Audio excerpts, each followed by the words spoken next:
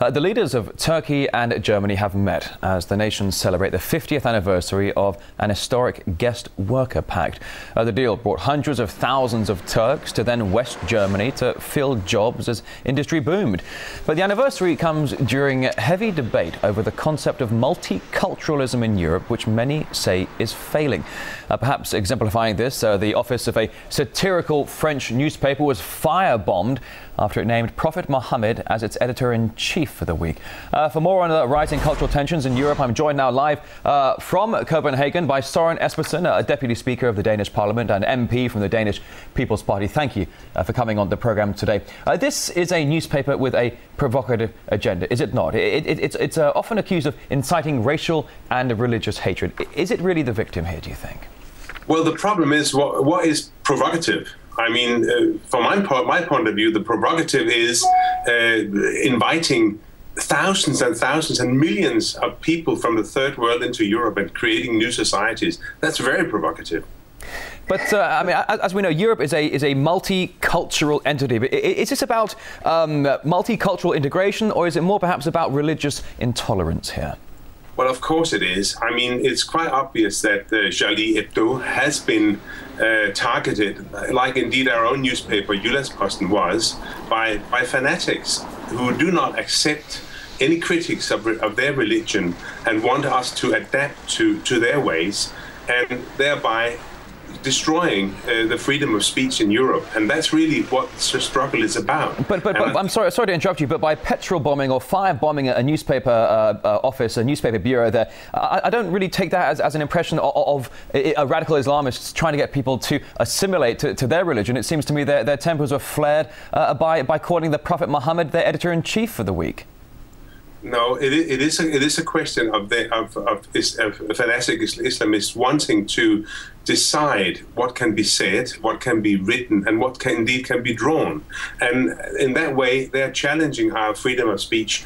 And I think that's one of the most cherished freedoms that we have at all. So we should not accept this by any chance. And I think that, all right, it might be provocative. Also what Jyllands-Posten did, also what Charlie Hedbo did in order to say, no, we have a stand here. We would say what we like. We will laugh at what we like. I think there's also there's lots of humor in what Charlie Hedbo did.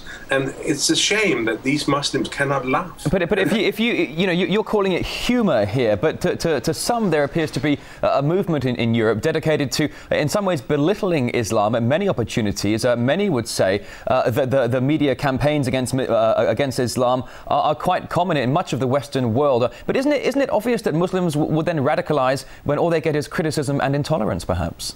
Just think about all the lashes that Christianity has received throughout the centuries. My goodness. In my country, I mean, they have been mocked and they have been lashed by all sorts of persons during the last 200 or 300 years. We've been laughing at those Christians who was fanatics and who was indeed fanatics, and we laughed at them and we think it's funny, we make fun of them. Christianity has taken so much, the Jewish religion has taken so much. Why can't we make fun of Islam? That's all I say. So in your eyes, making fun of religion is a light-hearted joke, perhaps, but this story will be taken up by similar publications and the mainstream media, reprinted, and then will reinforce public opposition to Islam, all because of ultimately what is suspected to be just a few people who carried out this attack. Is it fair to generalize here? No, but the point is, what is it that they really want us to do? Those fanatic Islamists. What is it they want us to do? They want us to keep quiet. They do not want us to have like critics on religion that is part of our system. I mean, when I went to university once, I studied theology for 2 or 3 years at Copenhagen University. The main thing there was critics.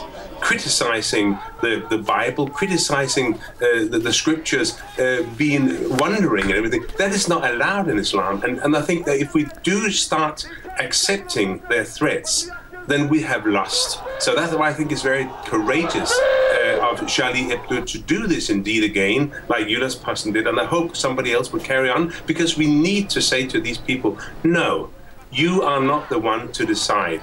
We decide about our free speech. We'll say what we like. Soren Espersen, Deputy Speaker of the Danish Parliament and MP from the Danish People's Party. Many thanks. Thank you.